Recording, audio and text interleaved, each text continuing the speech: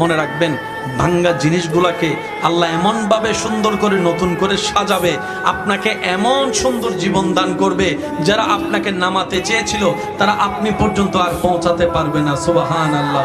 যারা আপনাকে টেনে ধরে নামাতে চেয়েছে তারা অনেক পিছনে পড়ে থাকবে, আপনি রবের রহমত নিয়ে অনেক দূরে এগিয়ে থাকবেন।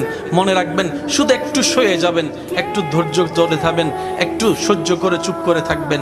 যত সইবেন তত পাইবেন, যত সইবেন তত পাইবেন। কোনো আফসোস নাই, কোনো আপত্তি নাই, কোনো হা হতাশ নাই। রবকে শুধু এতটুকু বলবেন, যখনই মন খারাপ হবে সিজদায় মাথাটা ঝুঁকিয়ে, ইয়া রব, আমি যা পেয়েছি কোনো কিছু পাওয়ার যোগ্যতা আমার কাছেই নেই, সব তুমি দয়া করে দান করেছো, সব তুমি দয়া করে দান করেছো।